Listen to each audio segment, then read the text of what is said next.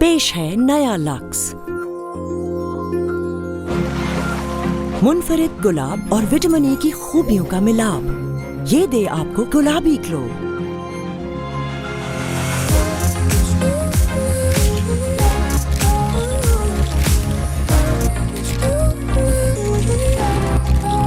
ऐसा गुलाबी ग्लो जो रोशन करे सबको।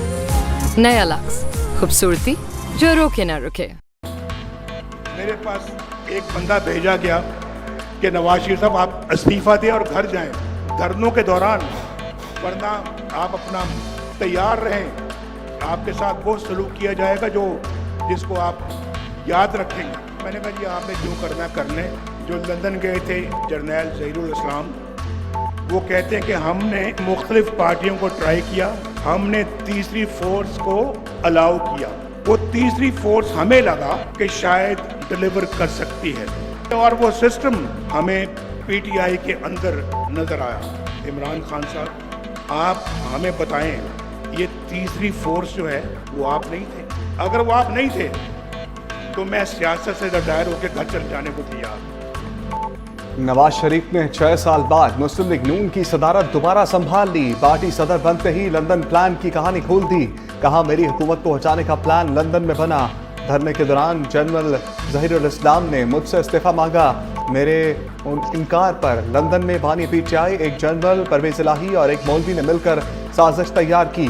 बानी पीटीआई को तीसरी कुव्वत के तौर पर लाया गया। ये वही एम्पायर की उंगली थी जिसका बानी पीटीआई ने बार बार जिक्र किया। बानी पीटीआई ही वो तीसरी कुव्वत थे। अगर ऐसा नहीं तो मैं सियासत छोड़ने के लिए तैयार हूँ। बानी पीटीआई के खिलाफ तमाम केसेस सच्चे हैं। अवाम तुम्हारी साजिशों को अपने कदमों तले रौंद कर रख देंगे। एटमी धमाके करने के वक्त हमें भी साइफर आया था, लेकिन हमने दबाव कबूल नहीं किया। 1947 से टांगे खींचने का सिलसिला जारी है। मेरे और शहबाज शरीफ के दरमियान दरारें डालने की कोशिश की गई। शहबाज शरीफ ने वजारत उस्मा को ठोकर मार दी, लेकिन भाई से बेवफाई नहीं की। नवाज शरीफ ने तमाम कायदीन का नाम लेकर उन्हें साबित कदम रहने पर मुबारकबाद दी। साकिब निसार ने मुझे जिंदगी भर के लिए मुस्लिम लीग की सदारत से हटा दिया था, ये वापस लेके आए तो खामोश क्यों बैठे? आपने खुशी मनानी है या जश्न मनाना है? तो इसलिए कि साकिब निसार का फैसला रद्दी की टोकरी में डाल दिया गया है। साकिब निसार ने मुझे पार्टी सदारत से हटा दिया था, ये वापस लेकर आए हैं तो खामोश क्यों बैठे? नवाज शरीफ ने अपने खिताब के इब्तिदा में ही साकिब निसार को निशाने पर रख लिया। कहा पार्टी का हर रुकन इसलिए खुशी ना मनाए कि नवाज शरीफ दोबारा पार्टी सदर बना है, बल्कि इसलिए खुशी मनाए कि आपने साकिब निसार का फैसला रद्दी की टोकरी में फेंक दिया। मुझे इसलिए वजारत उस्मा से हटाया गया कि मैंने अपने बेटे से तनख्वाह नहीं ली। तुम्हारे बेटे से तनख्वाह तो नहीं मांगी थी। नवाज शरीफ की तकरीर के दौरान कारकुनों के शेर आया के फलक शगाफ नारे।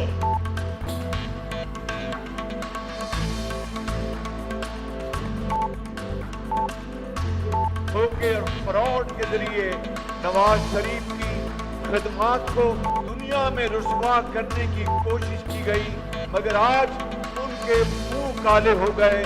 नवाज शरीफ सुरखरू हो गया। लंदन में आपने बैठकर पाकिस्तान की फौज और अफसरों और जवानों के बारे में जो आपने जहर उगला था, कोई और होता तो शायद जुबान काट देता।